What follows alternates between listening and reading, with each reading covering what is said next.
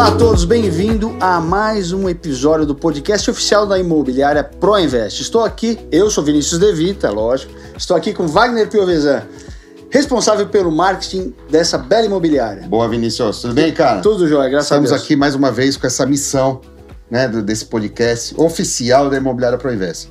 Vinícius, mais uma vez me sinto muito honrado diante do nosso convidado aqui, né, de ter a oportunidade de bater um papo com ele aqui, né, e para que todos saibam um pouco da história dele. Manuel Donatelli, gerente de vendas da Proinvest, está na Proinvest desde o início, Vinícius. A Proinvest já está fazendo os seus 39 anos, está na Proinvest, salvo engano, ele pode me corrigir, está com Hélio Massoud há 47 anos, e o papo aqui hoje vai ser mais descontraído, café no bule. Pessoal, tirem as crianças da sala. Retirem as crianças da sala, sem papas na língua, preto no branco. Senhoras e senhores, uma salva de palmas para Manuel Donatelli! Tudo bem, meu jovem? Bem-vindo, obrigado por ter vindo aqui conversar com a gente. Destrincha as perguntas, Wagner. Eu tenho um feeling aqui que o Manuel tem muita coisa para falar, hein? Muita. Ele disse que vai soltar o verbo. Vai soltar o verbo, vai. Colocar fogo no parquinho, não, mas não. O Mané tem um conhecimento aqui gigantesco e com certeza a gente vai aprender muito com esse podcast dele aqui. É isso aí. Mané, mais conhecido como Mané, né? Mané, exatamente. Manuel, né? Mané. 47 anos, é isso mesmo? É isso mesmo, Wagner. 47 anos. Obrigado, Vinícius, pelo convite aí. Agradecer também a Hélio Massoud, os proprietários da Proinvest. É um prazer estar aqui para bater um papo, mas pode deixar as crianças aí, não tem problema não. É verdade, estou há 47 anos junto com o Hélio e o Massoud. Para vocês terem uma ideia, meu registro em carteira profissional, quando nós fazíamos parte da Valdir Luciano Imóveis, é de 7 de agosto de 1978. Cara, foi quando eu iniciei lá. Coisa. E tem uma curiosidade muito legal nisso. Isso eu vi recentemente. Eu peguei minha carteira profissional e vi lá office boy e tal, data de inscrição, data de início na empresa, 7 de agosto de 78, conversando com o Hélio. O Hélio tem o seu registro profissional na carteira dele em 7 de 7 de 77. E você 7 de 8 de 78. Muito quase interessante. Um ano depois. Mas você vê essa numeração? Sim. Eu não sou numerólogo, nada disso, sim. Mas é muito interessante, isso me chamou muita atenção. Apenas uma curiosidade. Mas desde 47 anos, especificamente com o Hélio, né? O Hélio trabalhava aqui na Valdir Luciano, aqui na onde é a Proinvest hoje, que era uma das filiais da Valdir Luciano Imóveis, e eu trabalhava na Avenida Angélica. Eu trabalhava no setor administrativo da Valdir Luciano Imóveis, também como office boy. É isso aí. Não é mesmo? É isso aí. E como foi o seu começo lá? Como que você caiu de paraquedas lá na Proinvest, na Valdir Luciano? Como é que foi? Conta desde o começo. Essa história eu tenho ela na retina, cara. Eu tenho ela na cabeça. Eu me recordo que eu trabalhava numa empresa, acabei saindo, né? Eu trabalhava na parte administrativa também dessa empresa. Quantos anos? Eu tinha, nessa empresa, eu tinha 14 para 15 anos. Aí enfim, não deu certo nessa empresa.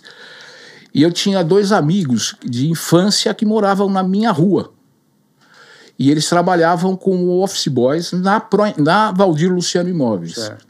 Aí um deles foi promovido para trabalhar na parte administrativa, para ser datilógrafo, essas coisas, né? E eles me chamaram. Falou, poxa, Mané, você não quer ir lá fazer um teste lá de office boy, né? Eu falei, pra já, cara. Pra já. Trabalhar junto com os amigos, né? Que a gente cresceu junto. E aí, marcaram uma entrevista comigo. Eu fui pela manhã com eles e tal. Eu saía, imagina, eu morava na Vila Guilherme, Zona Norte, e a Valdir Luciano Imóveis era na Rua Sergípia, esquina com a Avenida Angélica. Eram 3 conduções para chegar lá. Bom, enfim, eu cheguei lá e aí que tem um fato muito curioso, porque eles estavam reformando ou pintando o escritório, eles estavam mexendo lá onde eles trabalhavam. E eu, garoto com 15 anos de idade, para completar 16, assim, embora 15 anos de idade. Eu me sentei e fiquei aguardando o gerente que ia me entrevistar. E eu via que o pessoal começava a pôr móvel de lado, carregar cadeira, carregar mesa e tal, não sei o quê. E vi meus amigos lá trabalhando, né? Eles eram funcionários, né? Ajudando lá a mudar os móveis de lugar. E eu olhando aquilo, sabe o que eu fiz? Eu peguei, arregacei a manga e fui ajudá-los Pra levar os móveis. Para levar móvel para lá e tal, não sei o quê. É. E, de repente, chegou a pessoa que ia me entrevistar, que era o Homero, que era o gerente geral lá da Valdir Luciano. Ele olha e vê aquela cena, né? E chama a secretária. Falou para a secretária, o que esse garoto está fazendo aí? Quem é esse garoto? Aí a secretária falou, não, é o amigo dos office boys que vai fazer a entrevista, né? Mas tira ele de lá, ele não é para fazer isso. E a secretária falou, mas eu já tentei tirar, ele não quer sair, ele quer ajudar. Aí o Homero olhou e falou, tudo bem. E aí o Valdir nunca foi pela manhã na Valdir Luciano, ele ia sempre depois do almoço e tal. E ele vê a mesma cena, chama o Homero explica para ele quem eu sou e tal, e o Valdir chegou e me chamou na sala, ao lado do Homero e da secretária dele. Olhou, falou assim, como é que você chama? Meu nome é Manuel, não sei o quê, Donatelli, Ele falou, que time você torce? Eu falei, senhor Luciano, eu sou palmeirense. Ele falou, você começa quando? Muito bom. Acertou, deu sorte. Isso foi em agosto de 78, e aí começa todo esse processo, né? Se eu tinha lá 15 para 16 anos naquela época, pessoal, eu tenho 63 anos. 63 anos de vida, né? E, sei lá, 15 menos 63, chegar em 47, sei lá quanto aí, de mercado imobiliário. De mercado imobiliário. Participando de todas as possíveis e inimagináveis processos desse mercado imobiliário dentro da Valdir Luciano e mais agora dentro da Proinvest. Você vê, né? Começou como office boy, né? Lá na Rua Sergipe. E foi subindo o degrau, né? Mas aí, você, então, conta bem no começo, Mané. Você fazia esse trabalho de office boy e como é que você desenvolveu isso? O que você fazia lá antes de virar corretor? Você mencionou aí sobre datilografia, né? Poucas pessoas que estão nos assistindo sabem o que é isso. O que é uma máquina de escrever, né? É verdade. Então, eu sei que isso foi importante para você no início, né? Então, conta esse começo aí, como é que foi e como é que você foi subindo o degrau lá dentro. Veja, eu comecei como office boy e rapidamente eu fui alçado para a parte administrativa, porque eu tinha muita facilidade em datilografar, né? E era muito bom na máquina manual, que eram a maioria delas, né? E também depois, com a chegada das máquinas elétricas e tal, facilitou bastante. O que aconteceu? Os corretores de imóveis, eles iam para os plantões nos finais de semana, porque o Valdir Luciano sempre teve loteamentos, ele sempre trabalhou com venda de terrenos. Então, era imóveis, terras de São José em Itu, por exemplo, veleiros de Biúna. E o mais interessante de todos esses loteamentos, o que mais vendia, era um loteamento feito na cidade de Vinhedo, chamada Residencial Aquário. O Valdir se compôs com a família e ele mesmo fez o loteamento.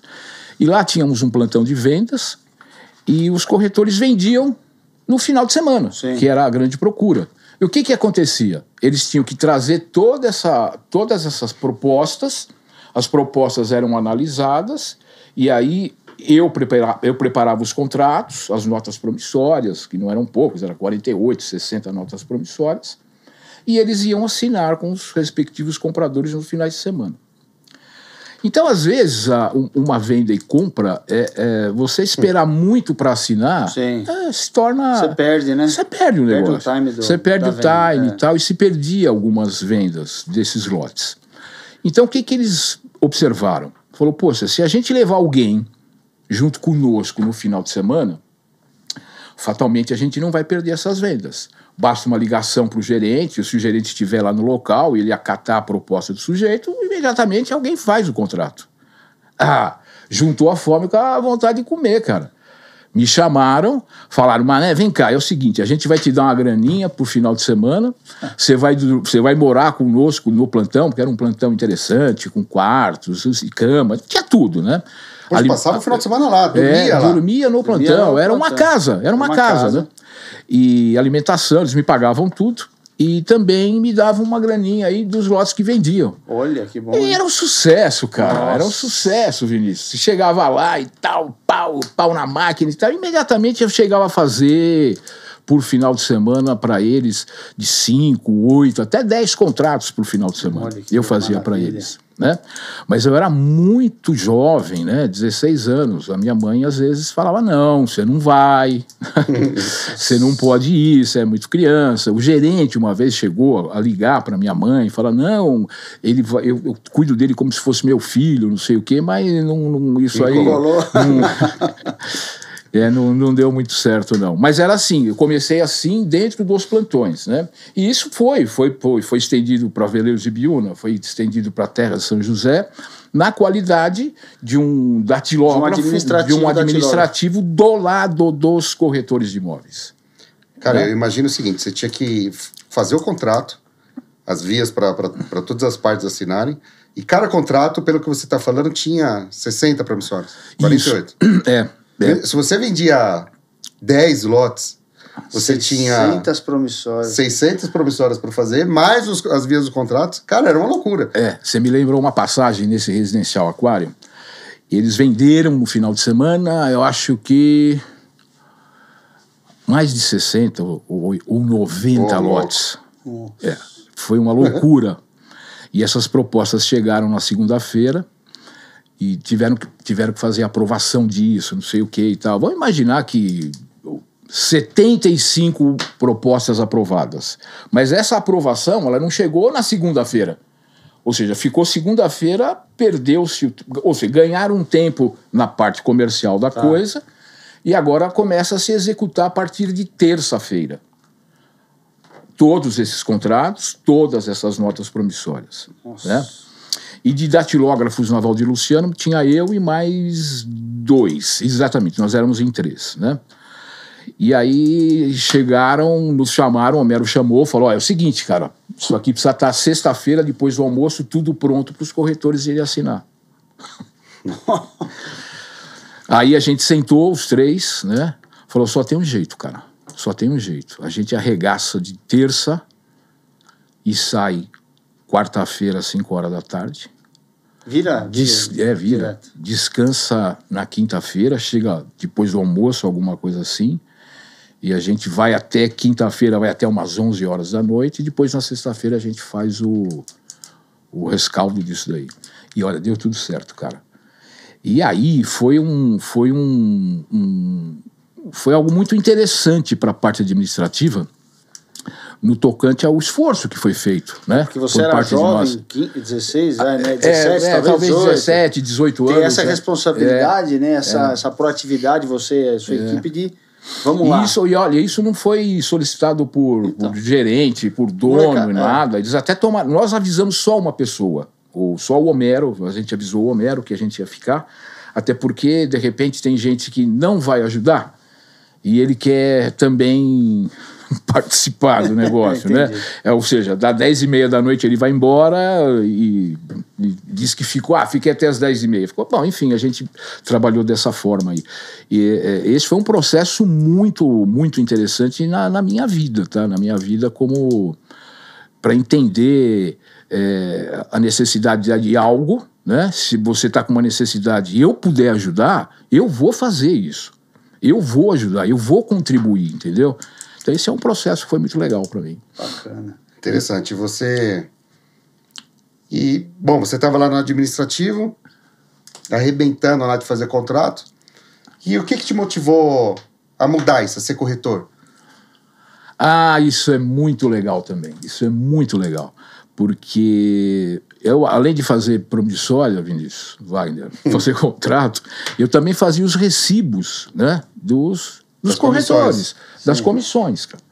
Ah, cara, eu ganhava, vamos imaginar, dinheiro de hoje, sei lá, eu ganhava 20 mil por ano, vai. Né? 20 mil, 22 mil reais por ano, sei lá, um exemplo. E tinha corretor que num cheque só, cara, ele levava 40, 50 mil reais. E eu olhava aquilo e falava, meu Deus do céu. Eu quero ser corretor. Eu não sentia inveja dele. Sim. Não sentia inveja dele. Né? Até porque eu sabia o tanto que ele trabalhava. Sabe, você abrir mão de feriado, você abrir mão de final de semana, enquanto está todo mundo se divertindo, enquanto está todo mundo descansando, o corretor de imóveis está trabalhando. Então eu via a coisa por esse lado. Mas ela me instigava como desafio, né? Me instigava assim, poxa, você precisa fazer alguma coisa. Eu olhava para aquele corretor e automaticamente me comparava, falava, poxa, eu também acho que sou capaz de trilhar esse caminho e me dar certo, né? Então, uma das razões que mais me chamava a atenção, evidentemente, era o ganho. Sim. Porque o ganho era espetacular. O ganho era espetacular. E isso foi uma das razões que mais me levou para cima, me levou para encarar isso. E para encarar ser um corretor de imóveis, né? A princípio você faz uma análise, você fala assim, não é difícil, né? Eu vou lá, mostro o imóvel, eu vou conhecer a casa. Não, os desafios são internos, é impressionante. Porque eu nunca me vi como uma pessoa tímida. Eu sempre me manifestei nos lugares, né? Nunca me senti tímido. E de repente, eu percebi que eu era muito tímido. Porque eu tinha uma cultura, eu vim de uma família extremamente simples, né? Uhum. E aí você começa a atender pessoas. E pessoas completamente diferentes de você. Para mim, aquilo é muito simples, eu comer aquilo, um arroz, um feijão, um bife e tal. As pessoas se degladiavam, brigavam porque não foi comer fazão, sei lá, aonde. E eu olhava aquilo e falei, cara, isso não pode ser verdade. Mas é verdade, é verdade. Eu tive que modificar valores, eu tive que modificar ideias enraizadas de uma família, né? Ou seja, são conceitos que eu tive que fazer uma mudança muito grande, muito substancial dentro da minha pessoa, né? E outra coisa, né? Uma das coisas que eu mais aprendi na minha vida foi quando uma pessoa que eu gosto muito, que foi um dos sócios do Hélio e do Massoud, que foi um dos fundadores da Proinvest, o Carlos Alberto, ele também me ajudou muito nessa jornada de ser um novo corretor de imóveis, e ele disse um negócio para mim. Ele falou, olha, por que você se intimida como corretor de imóveis? Por que às vezes você tem medo de sair com um determinado cliente? E ele me pôs para pensar. Falei, poxa, por quê? Eu cheguei, cara, não entendi porra nenhuma, cara. O que você quer dizer com isso, né? Ele falou assim, eu vou te explicar. Você sabe por que o corretor de imóveis às vezes tem receio? Por que o corretor de imóveis se intimida? Porque ele não conhece a prateleira. Ele precisa conhecer a prateleira dele. É como você entrar numa loja de calçados, você pedir um sapato preto, sem cordão, e você traz uma bota vermelha. Então ele falava, qual que é o grande passo? O que o corretor de imóveis precisa fazer primeiro? Conhecer a prateleira dele. Tá? E a gente vendia muito terreno naquela época, lá nos anos 80, nos anos 90, a Granja Viana era riquíssima em terreno. Eram poucas casas que se vendiam, né? E aí a gente começou a trabalhar nesse sentido de conhecer a prateleira. Eu vou dizer um negócio para você, Vinícius. Quando eu entendi isso, quando eu comecei a visitar imóvel, entrar dentro do imóvel, quando eu comecei a ver a topografia do terreno, como eu comecei a ver frente, enfim, detalhes do terreno, dificilmente eu perdi uma venda. Porque você como comprador, ele vai ter confiança em você. O que você falar, ele vai confiar, mas mesmo assim ele vai testar isso, né? Sim. Agora, se você não está preparado, ele vai sentir o teu despreparo. Agora, se você estiver preparado, meu amigo, não tem dúvida. Você fica confiante. É muita confiança. O Carlos me ensinou até a posição de sol, onde nasce o sol, onde ele se põe. Qual é o melhor terreno para você comprar quando o sol se põe, né? Porque você coloca os quartos nessa lateral, os quartos vão ficar aquecidos e tal. Então, a piscina, de preferência na frente, porque o sol vai se pôr. Se você colocar atrás, no inverno você não entra nessa piscina. Lá, né? Enfim. Então, foram uma série de macetes, uma série de coisas que ele passou, e aí eu passei a ter essa confiança. E com a confiança, fica tudo mais fácil. Portanto, corretor de imóveis, conheça a tua prateleira, vai atrás, procure ver, conheça pessoalmente, vale muito a pena. Você vai ter segurança, é isso aí. Né? Você vai ter segurança e timidez, que você conhece. Vai conhecer acabamentos, quais são os acabamentos melhores que tem hoje, quais são os tipos de pisos, de porcelanatos e tal, revestimentos, geral, né? Pessoal, só isso já vale uma mentoria. É uma mentoria. O que é isso? São quase 50 anos de experiência no ramo, pelo amor de Deus. Então não tem como você errar. Não tem como você errar. Por exemplo, procure conversar com arquitetos, se aproxime desse tipo de gente, procure conversar com engenheiro e tal. Enfim, são alguns insights aí, né? Muito bom. E quando você estava falando de lote, né? Uhum. Se vendia muito lote na época. Exato. Né? E eu queria que você me falasse duas coisas que me chamam a atenção. Você falou que tinha plantão que tinha casa, né, que você dormia lá como datilógrafo, Exato. né? Isso. Como auxiliar administrativo. Só que eu sei de uma história aí que nem sempre você teve um conforto de uma casa ali para estar no plantão. Então eu queria saber um pouquinho como é que era o seu plantão no começo e como é que você aprendeu a vender lote depois disso também? Muito bom, muito bom. Wagner, Vinícius, o mercado imobiliário ele muda da água para o vinho, evidente. Né? Então, se existem desafios hoje, naquela época era outro tipo de desafio. Tá? Você tinha 2 jornais, que era o Estado de São Paulo e a Folha de São Paulo, que eles eram umas pilhas de domingo, era um negócio assim impressionante, a gente conheceu, viveu isso, né? Era onde se anunciava. E uma outra forma muito interessante de vender terreno, de vender chácaras, que a Cotia, Vargem Grande, tinha em grande quantidade naquela época, era você montar um plantão de vendas na beira da estrada, né? Então esse foi o meu primeiro desafio. Como é que era isso daí? Como montar plantão em beira de estrada? Você tá louco? Não, é isso mesmo. Era o desafio da época. O que nós fazíamos? Nós éramos em 2, e aí eu tinha um carro, então nós fizemos 5 faixas de plástico ou de pano, não me recordo. Essas faixas, evidentemente, eram grandes e elas davam descrição, corretor de plantão, chácaras à venda a partir de 2.000 metros, 3.000 metros. Então nós colocávamos 2 na Raposo Tavares, sentido Ibiúna, a chamada Bom Giro na Cal. Isso é 500 metros antes do Patrimônio do Carmo, para vocês terem uma ideia. Esse loteamento foi um loteamento que era do Valdir Luciano, chamado Jardim Camargo. Era um loteamento de chácaras, né? Muito bem. E aí nós colocávamos 2 faixas do lado de quem do interior vai para São Paulo e colocávamos 3 faixas do pessoal que vem de São Paulo para o interior. Tinha uma barraquinha que a gente montava, 4 cadeiras, o carro do lado, tá? Mas o que tinha perto? Não tinha nada, Vinícius. Era um garrafão d'água, pão puma e... Vamos vender. E mortadela. Era isso, cara. Não tinha outra coisa. Tinha o celular pra gente fazer joguinho. Não tinha nada. Tinha. Absolutamente nada. E também não dava pra você usar muito... Não tinha telefone, não tinha... Nada, absolutamente nada. E também não fica usando muito o rádio do teu carro, porque essa bateria pode arriar. aí você não sai de lá. Bom, muito bem. E a gente começou nessa pegada, né?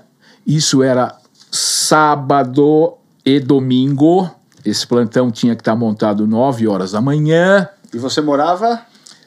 Eu morava na Vila Guilherme, na Zona Norte. Você montava o plantão às 9 horas da manhã. No sábado. No sábado e no domingo. Com que idade? Aí já era 85, já era 23 anos, 24 anos e tal, né? E esse plantão você montava ele até às 17 horas, né? Isso era sábado e domingo. Então era essa a dificuldade, era uma dificuldade terrível. A gente ficou lá 4 meses, 5 meses, nós vendemos alguma coisinha ou outra, já dava alguma coisa a mais, né? Sim. Isso foi o início de tudo, né? E aí, em seguida, há uma intervenção federal na economia, que é um plano, parece que é o plano Sarney, não me recordo. Foi antes. É um plano onde tudo foi congelado. Ninguém poderia, você tinha que comprar e não podia ter juros. Wagner, Vinícius, nós vendemos na beira da estrada 86 chácaras. Nossa! 86 chácaras. O meu carro já não dava mais para ir. Eu tinha que ir com a perua Kombi da imobiliária. Que eu levava os clientes dentro da perua, enquanto o outro corretor ficava reservando. Vem entrar na fila aqui.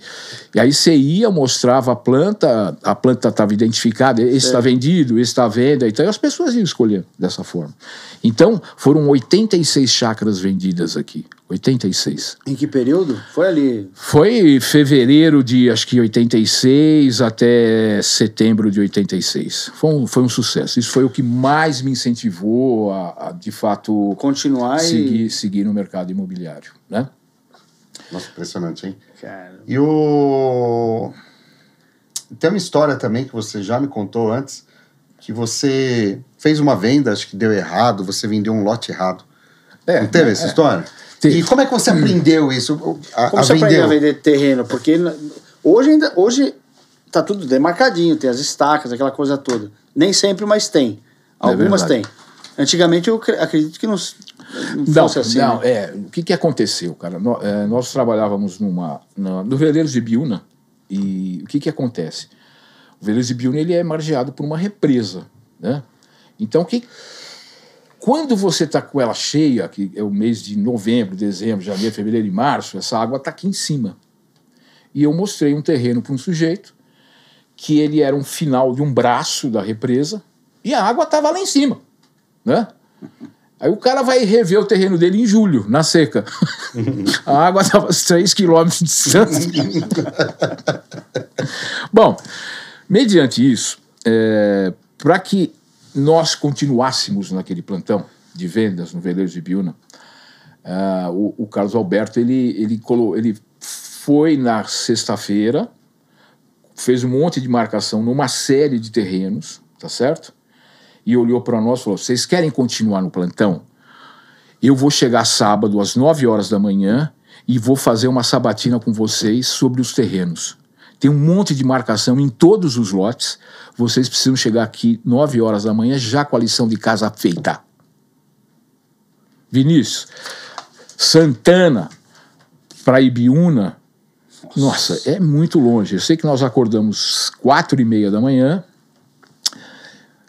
chegamos no plantão tipo 6h15, 6h30 da manhã, esperamos clarear e entramos nos terrenos e tal, e de fato tinha corda amarrada, tinha bola vermelha, não sei o que. E a gente chegou não às 9 horas no plantão, a gente chegou 9h30, mas tudo cheio de barro, imundo, não sei o que. Aí ele olhou para nós e falou: e aí, o que tem nesse lote? Como é que é esse terreno? Como é a topografia desse, daquele? Nós fomos em todos, cara, todos. Cara. E aí ele olhou para nós e falou assim: ótimo, vocês vão continuar a trabalhar como corretor de imóveis, mostradores de terreno. Foi assim, esse aprendizado muito louco, tá? Muito louco. É conhecer a prateleira, isso é conhecer. Era o lema dele. Cara, você não vai conseguir vender imóvel, você não vai conseguir vender uma casa se você não tiver o conhecimento dela. Sim. Veja, eu estou falando muito do Carlos, que é uma pessoa muito marcante na minha vida, né? Não só na minha, na vida de várias pessoas. Agora, esse processo todo de ensinamento, né? Não foi só feito pelo Carlos Alberto, foram feitos por outras dezenas de pessoas. Evidentemente que Massoud e que Hélio sempre estiveram juntos nessa jornada, tá? Eu os tenho como irmão mais velho, né? Eles eram pessoas, sempre foram pessoas que me acolheram muito bem, né? Nas dificuldades sempre estiveram do meu lado, sempre, nunca me abandonaram, né? O que eles pediam da minha pessoa era, olha, você vai iniciar esse processo como corretor de imóveis, mas por favor, muita obediência aos ensinamentos, seja obediente, respeite o que a gente colocar. E de fato, os três que eu os considero meus amigos, né, e tenho eles como irmãos mais velhos, eu acho que a minha obediência valeu muito a pena para que eu chegasse até esse momento agora, né? Valeu muito. Me ensinaram demais a vida inteira. Muito bom, muito interessante. Vinícius, vamos... Muito conhecimento até aqui, muita história legal. Pessoal, vocês estão gostando? Então curtam, comentem, compartilhem. Sigam esse podcast, YouTube, Spotify. E é isso aí, manda para quem precisa melhorar as vendas. Isso. Eu queria colocar uma outra coisa, que também é conhecimento deles, tá? Uma vez eu peguei a tabela de preço de um loteamento e saí reclamando, isso aqui tá caro, isso aqui tá caro. Aí as propostas vinham mais baixa, né? E perdi a venda. E eu pegava a proposta. Parecia que o bom era tirar a proposta. Tirar a proposta para dizer que eu estou trabalhando, que eu sou esforçado e tal, né? Aí eles me chamaram e falaram assim, olha, você precisa mudar a forma que você está atendendo o cliente. Não, mas eu tô atendendo ele bem, eu conheço curva de nível, eu conheço a frente, eu conheço topografia, eu conheço se tem água dentro do lote, se não tem, eu conheço tudo, com onde eu estou errando, perguntei para ele. Ele falou, você está trabalhando de forma diferente. Primeiro você está reclamando do preço. Tudo bem, se você achar que é caro, é outra coisa, o problema é seu, mas o loteador não acha que isso é caro. E aí eu bati cabeça com ele e tal, ele olhou para mim e falou assim, olha, a partir de hoje, quando você for mostrar um imóvel, você não vai vir mais com proposta abaixo, porque eu vou te ensinar. Quando você mostrar um imóvel, o imóvel não é mais do loteador, o imóvel é seu. Quando ele for seu, você não vai aceitar uma proposta dessa. Ponha na tua cabeça que é seu o produto. Se ele for seu, cara... Ou seja, virtualmente falando, naquela época já tinha IA. Você faz um processo virtual na tua cabeça e você muda... Aí eu comecei a falar, pô, não é que o danado tem razão mesmo, Mudou cara? sua postura. Toma como o seu produto, fala, não, tá, você argumenta ali na hora mesmo. Exatamente. Mandar lá embaixo o preço e... Aí o sujeito chegava, né? Porque na época você não tinha a facilidade de internet, você não tinha absolutamente nada. O preço é que estava ali. Então as pessoas tinham a ousadia de mandar 50% a menos, cara. Hoje você não tem isso. Hoje você tem uma equiparação a nível de sites, de plataformas e tal, que você consegue, qualquer um consegue identificar preço. Mas na época não. E aí eu começava a falar, eu cheguei para Vinícius, ele falou assim, o lote custava, sei lá, 120 mil. Ele falou, manda 60. Eu falei, cara, eu vou ter que arrumar 2 desse. Ele falou, por quê? Eu falei, vai ser um para você e um para mim. Porque nesse preço eu quero também. Nesse preço eu também compro. Eu falei, cara, nem vou levar e tal. Aí começou a mudar, você acaba tendo uma contundência um pouco melhor, né?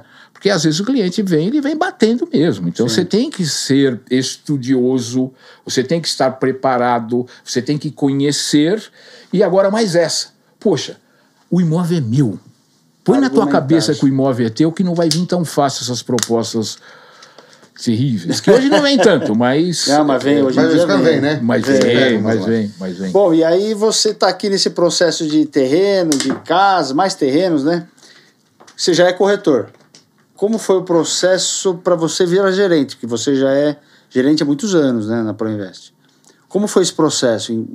Foi na a transição? Ou foi na Proinvest? Não, foi Proinvest, né? Foi meio que forçadamente, porque a Proinvest, ela pega um loteamento de muito sucesso na época, um loteamento muito antigo, ele chama-se Vila Verde, mas ele, na época, nós chamávamos de... É o Transurb, né? No quilômetro 36, estrada do Pau Furado. Ali a Proinvest, ela acaba comprando de um grupo do sul do país, de uma parte do Rio de Janeiro, ela compra lá, acho que 120 terrenos, né? E alguém precisava cuidar precisava montar uma equipe, precisava vender aquilo lá, né? E aí o Carlos me chama, fala, Mané, vem cá, olha, monta uma equipe e tal, e vamos fazer a venda desses terrenos aí. Começou por aí, né? E eu acabei trazendo pessoas que não eram corretores de imóveis, mas que tinham um tino para coisa, sabe? Então eu trouxe meu cunhado, eu trouxe 2 amigos, até meu pai chegou a ajudar uma época, tá? E aí vieram outros corretores e tal, mas e foi feita uma equipe muito legal. A partir deste momento, né, a Proinvest viu também na minha pessoa a capacidade de cuidar de equipes, certo, né? E aí foi. Aí, como acontece, depois monta-se um escritório no São Paulo 2, eu vou lá tocar e tal. Ou seja, a experiência naturalmente me levou a cuidar disso aí. Quando foi fundada a Proinvest, qual é a sua visão, você na Proinvest, e qual que era a sua expectativa? Você com a Proinvest. Dessa nova empresa. Dessa nova empresa? Porque você entrou ela embrionária, junto com os sócios, tá? Sei. Olha, cara, eu vou te dizer uma coisa. A visão era sem dúvida a melhor que tinha. Porque as pessoas que ali estavam, Carlos Alberto, Massoud, Hélio, mais outras, onde eu me incluo, eram pessoas já bem vividas, bastante experiência, com muita experiência de vida, né? Então, nós não passamos... Claro que a gente passou num primeiro momento um processo, empresa nova, quem é, não sei, mas rapidamente ela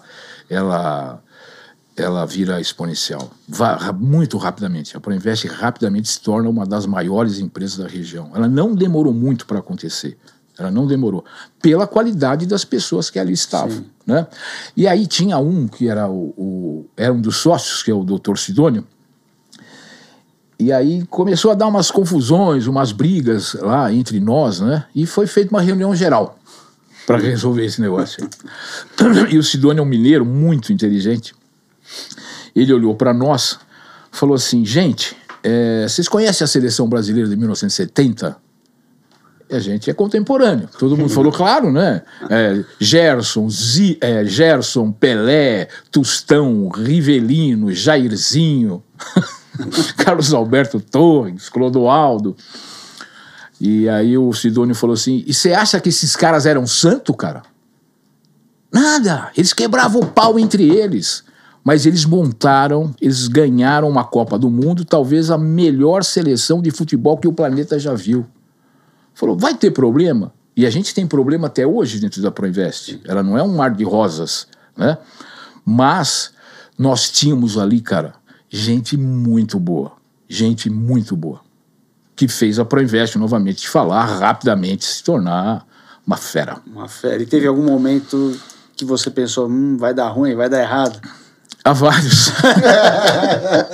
Uma porrada. Quer contar um específico que vem à mente assim? Foi nessa situação que eu me tornei, que eu tive que montar a equipe do Transurb de vendas. Vila Verde. Né? Hoje Vila Verde, né? Hoje Vila Verde. Aliás, eu acho que esse momento para mim foi muito delicado, né? Porque Massoud, Hélio e o Carlos sempre viviam muito bem, apesar das diferenças e tal, mas eles se respeitavam demais, né? E aí precisava alguém montar a equipe para cuidar do Vila Verde, do Transurb. E o Carlos pediu que o Massoud fizesse, pediu para o Hélio e tal, não sei o que, nenhum deles... tudo bem, cada um com a sua opinião, né? Eu sei que ele deu um murro na porta, cara. Então eu vou resolver de outro jeito. Pau! uma mãozada na porta, que eu tenho o timbre desse barulho até hoje no meu ouvido. E eu pensei comigo naquele dia, Vinícius. Falei, nossa, eu nunca vi eles... levantar a voz pro outro, sempre de uma forma muito educada esse tempo todo, né? E eu fiquei muito preocupado. Fiquei muito preocupado. Depois se acertaram e tal. Então, eu acredito que essa foi uma das razões que o Carlos me convidou para que cuidasse do projeto. E aí começou o processo de gerência. E aí, naturalmente, você entrou como gerente... E foi por osmose, assim, né? Você acabou... de um dia pro outro, você deixou de ser corretor para ser gerente. De um dia pro outro, cara. Cuidava do Veleiros de Biúna. Ganhava dinheiro pra caramba. Corretor do Veleiros de Biúna. Conhecia os ricaços. Nossa, só os ricaços e tal. De repente eu tô vendendo terreno para pagar em 60 meses e tal. Mas tudo bem.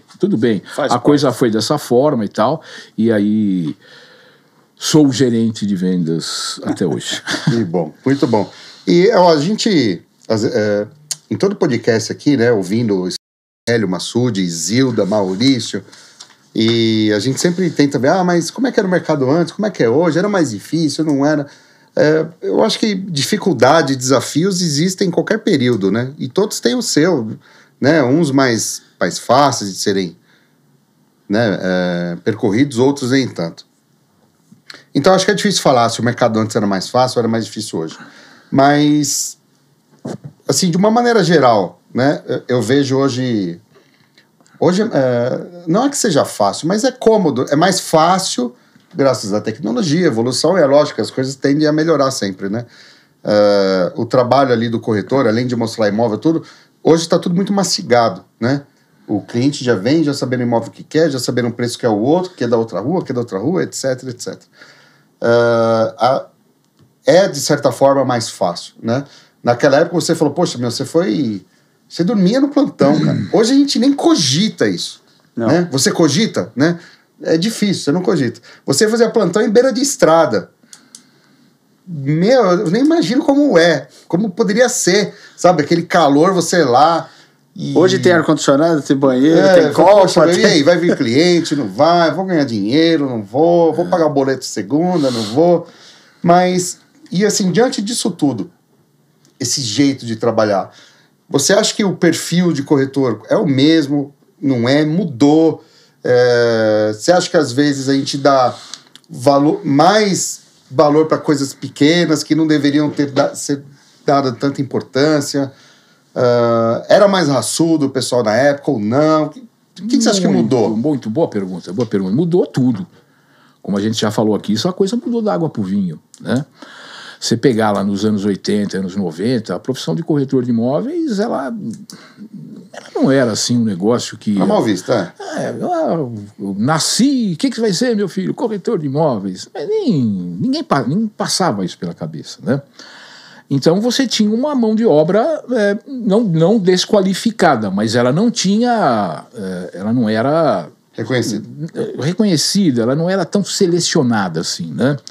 Então você tinha bons corretores, você tinha os maus corretores, tinha os ótimos, né? Sempre foi assim, qualquer segmento é assim.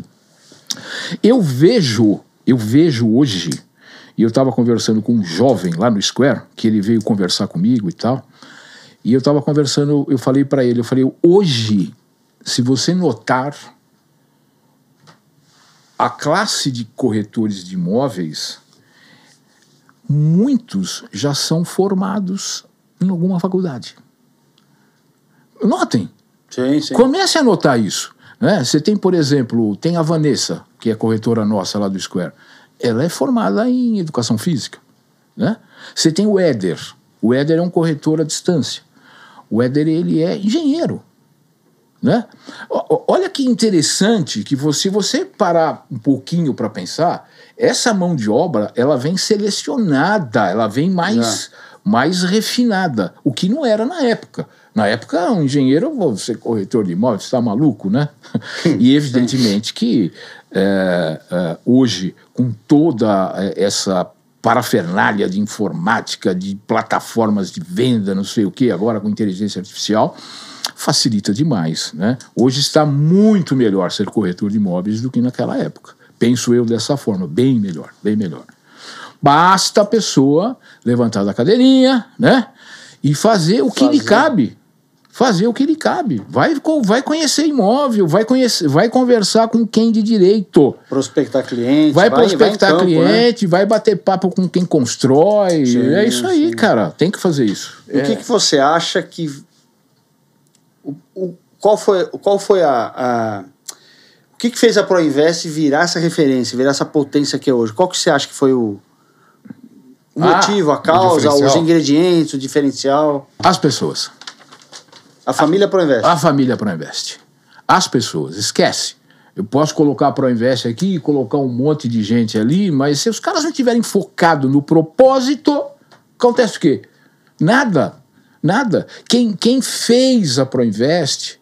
São vocês. São você, na sua figura, na figura do Maurício, na figura de todos nós. Todos os corretores. Agora, evidentemente que Hélio, Massude, eles dão o norte. E o norte dos caras é bom, cara. Eu gosto do norte deles. Me interessa essa forma que eles pilotam a coisa. Então, evidentemente, que se eu, como gerente, eu vou puxando mais, o outro vai puxando o outro, mas são as pessoas que estão aqui dentro, a começar pelos donos da empresa. Bom, Mané, você tem muita história, né? Tem muitos desafios, teve muitos desafios, né?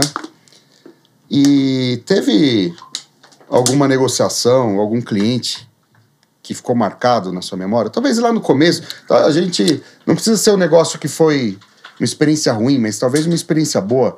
Eu lembro que você contou no começo, quando você vendia veleiros de Biúna, por exemplo, você conheceu muita gente conhecida, né? Muita gente...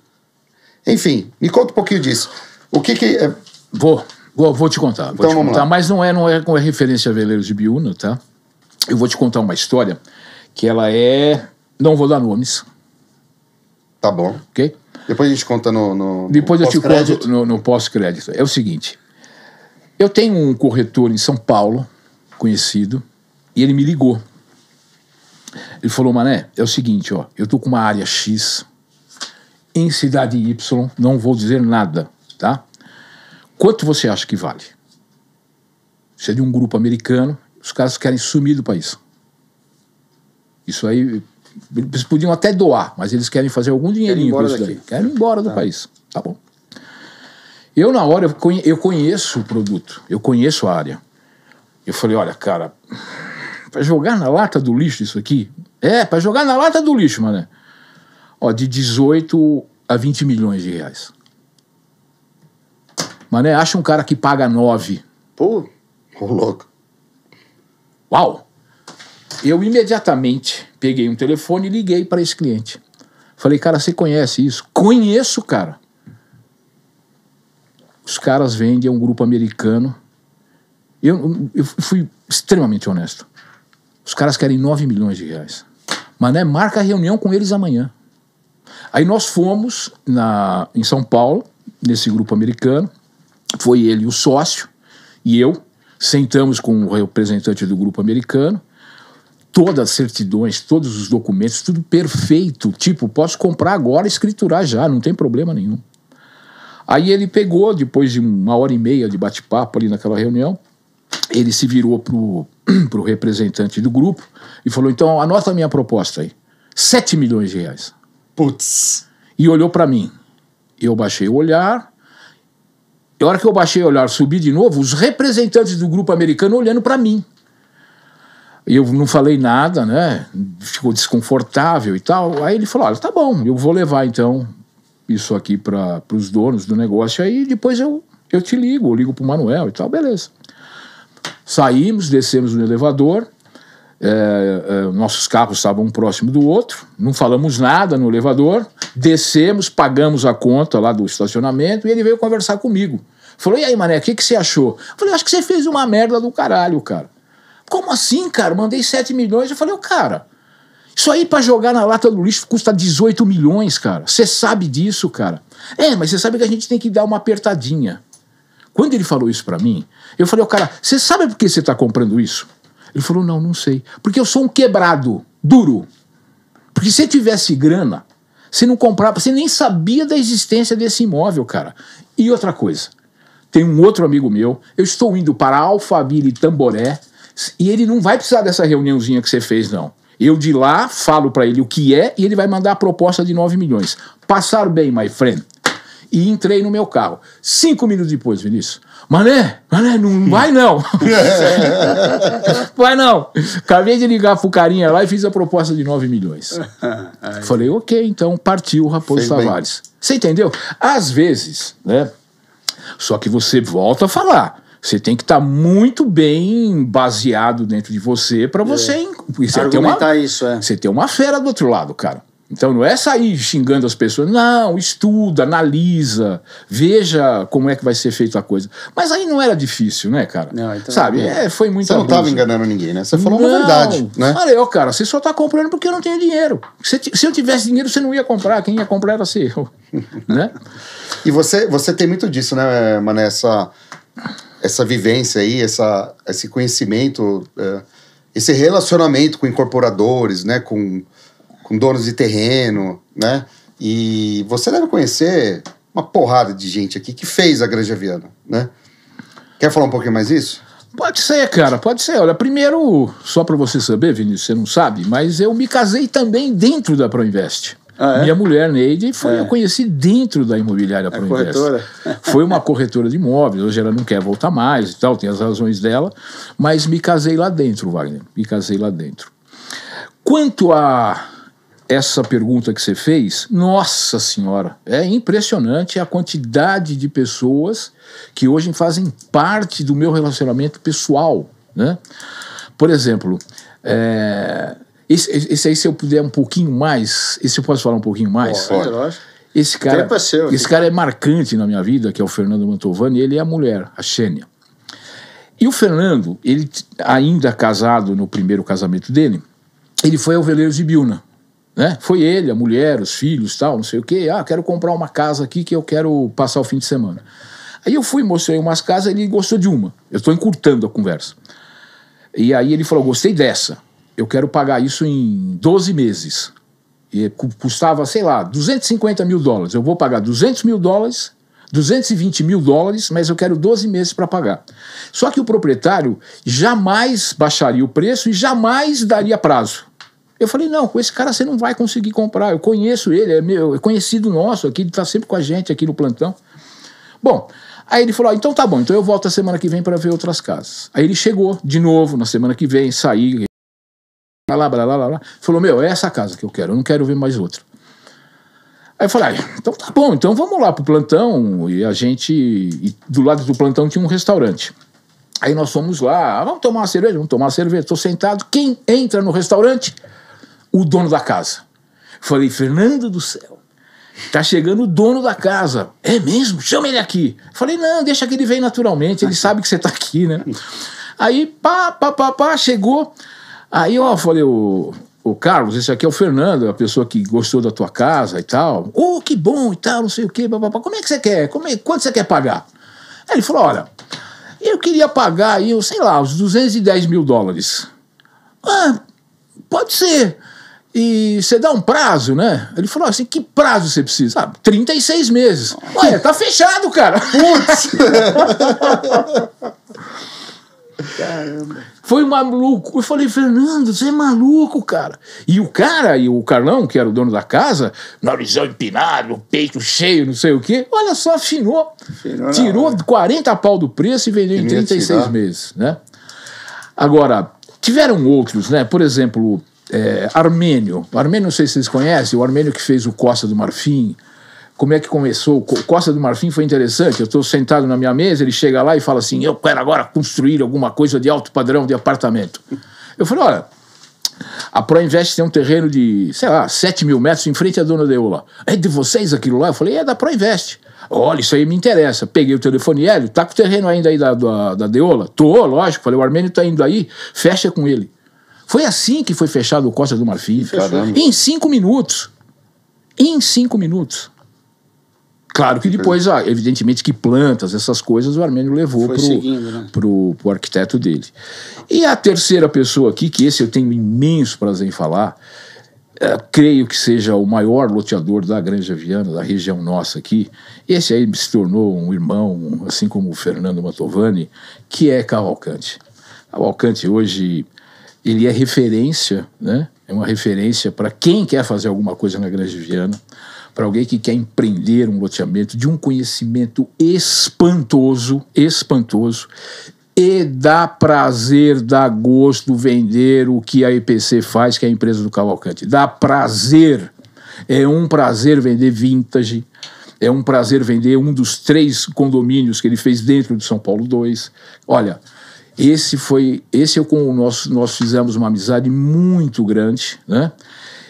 E deve ter coisa nova aí pela frente, tá? Deve ter coisa nova aí. Surpresa? Não, agora, pode né? ser alguma surpresa por aí. Legal, bacana. Muito bem. Me fala um pouquinho dos seus corretores. Como é que é lá? Como é que é a equipe? O que você tem para falar deles? Eu sei que você tem gente muito fera lá dentro. É verdade, é verdade. Bom, na verdade, o Square, a equipe do Square, da parte residencial, ela tem 1, 2, 3, 4, 5, 7 pessoas. São 7 corretores. Desses 7, Vini, o Miro mora em Paraíba. Trabalhou muito tempo lá na Trabalhou Proinvest. muito tempo conosco, quando a gente tinha um escritório aqui de São Paulo 2. O Éder, que é engenheiro e trabalha numa empresa, ou seja, o Miro e o Éder, hoje ele é muito mais freelancer, né? Ou seja, foram muito úteis na pandemia, né? Hoje, por terem que estar fisicamente na imobiliária, é difícil, né? Aí eu tenho essas 2 pessoas aqui que são esforçadíssimos, eu adoro os 2, que é a Denilson e o Zé. Eles são maravilhosos, pau pra toda obra, cara, pra toda obra, né? E estão numa ascensão muito grande, a qualquer momento eles explodem, eu garanto isso para vocês. E garanto para vocês 2 também, tá? Eles explodem a qualquer momento, tá? Saindo daí, aí tem 3 feras, bicho. Tem 3 feras que não é fácil, Luciana, Nádia e Vanessa Monteiro. Fera. As 3. As 3. Conhecem produtos, conhecem a psicologia humana de tratar com um comprador, de tratar com um vendedor, com pessoas. Uma talvez conhece pouco imóvel, mas tem uma capacidade de conversar, tem uma capacidade de quebrar o gelo. As 3 são nesta linha aqui, Haja visto até que elas estão sempre ali, 1º, 2º, 3º, 4º, 5º lugar. Elas são espetaculares por se tratarem de feras mesmo. Agora, se você pegar, a Luciana já é mais antiga no mercado imobiliário, né? Adoro a Luciana. A Nádia também, uma pessoa mais antiga no mercado imobiliário, também adoro a Nádia. Agora, se você pegar a Vanessa, isso aí é incomum, cara. É incomum, uma moça jovem, né? Formada em educação física, e ela chega realmente fazendo estrago, cara. Faz estrago. Uma vez conversando com o Massoud e com ele, fala, poxa, como é que ela funciona, né? Falei, Massoud, não sei, mas eu noto nos clientes dela, que os clientes dela se auto-obrigam a comprar com ela.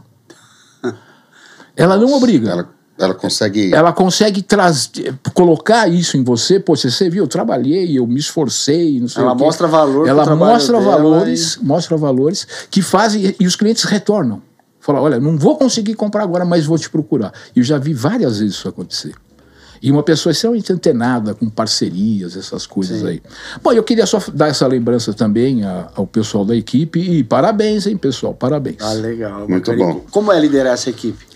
Como é o dia a dia? Liderar é tranquilo? É fácil? Ah, não, super fácil. Tranquilo. Super fácil, até porque... você pegar, por exemplo, o Zé, você pegar o Adenilson, quando eles tiram uma proposta, eles já obtêm as certidões do vendedor. Mas Tranquilo. Sabem, fazem caminha. isso, entendeu? Fazem isso, conhecem aspectos jurídicos aqui muito interessantes. Então, quando vem alguma coisa de Adenilson e Zé, já vem pronta, bicho. Eu só vou lá e preparo um contrato e tal, mas é muito fácil. Você datilógrafo um contrato. A gente datilógrafo. Mas é isso aí, é isso aí. Manuel, pensando em Manuel na Proinvest, qual que é o legado que você quer deixar? O que te deixa mais satisfeito no mercado, nessa profissão, assim? São 2 perguntas em uma, e vamos tentar compilar. Eu vou te responder com o início.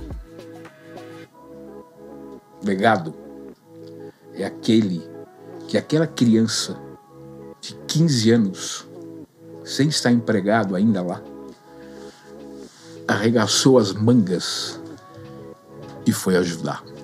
Sensacional. Esse talvez seja o meu legado, que aquela criança deixou lá embaixo. E eu deixo para quem quiser agora. Arregacem as mangas, façam o que precisa ser feito. Muito bom, hein, seu Manuel? Caramba, que ensinamento. Pessoal, vocês... Muito profundo. Isso é uma verdadeira mentoria que nosso Manuel passa pra gente. Manuel, parabéns. Muito obrigado por você participar. Vagnólio. É isso aí. Obrigado. Valeu, pessoal. Valeu, obrigado. Tchau.